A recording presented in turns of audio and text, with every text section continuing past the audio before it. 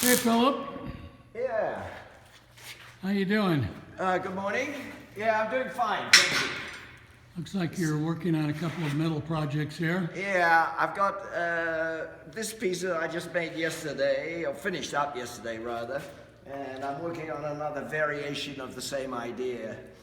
This is, I think, the first time I've ever combined neon with stainless steel, with structure like this. But I rather like the combination of the two. Yeah, well, that's interesting. Yeah. I happen to have these neon tubes left over from a different project, so I brought them along with me. This is going to be another version of it. I know you also been working on some maquettes for some bigger projects. Yeah, this is intended to be about 25 foot tall, and I had a plan to do this in bamboo for the LA Arboretum. And this was the sketch that I originally worked on. And I'd also love to do this in steel with LED lighting outlining the struts. Uh-huh.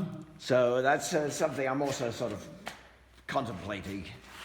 I've been doing a lot of different sketches for these pieces here. Oh, yeah. Yeah, so sometimes I find it easier to work out something in pencil or, on paper, and then work out the three-dimensional version of it, with actual materials. It's not always... This one's interesting. What's that? Oh, yeah, that was a tower that I proposed for a project in East London, in Thamesmead. And they wanted something to mark the city.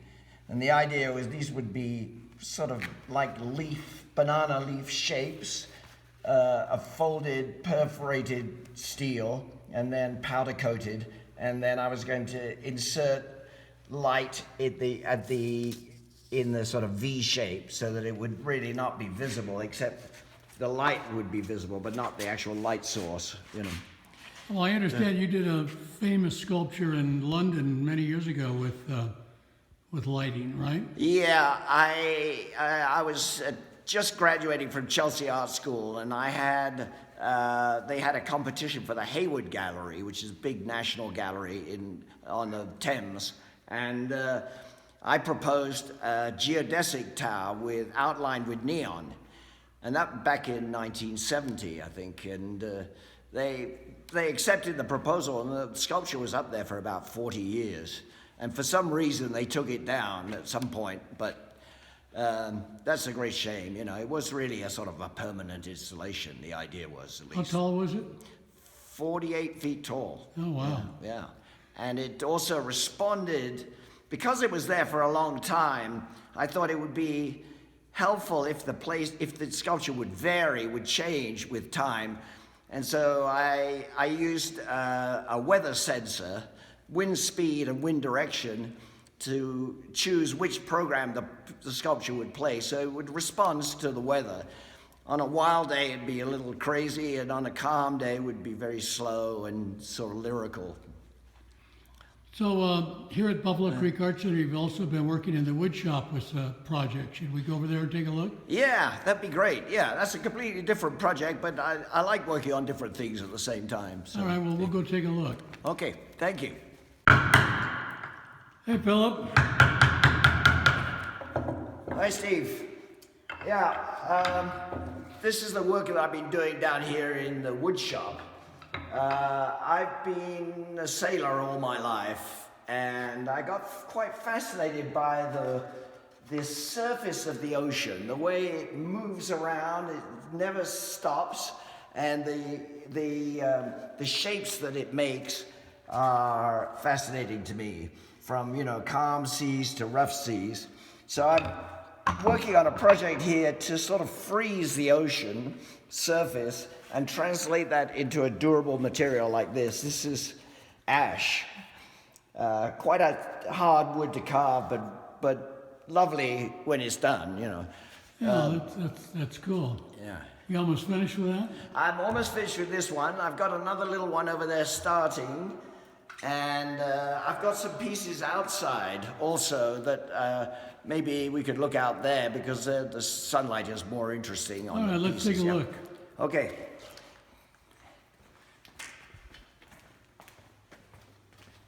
Yeah, I think we'll get a lot better light out here. Yeah. These have some really interesting textures.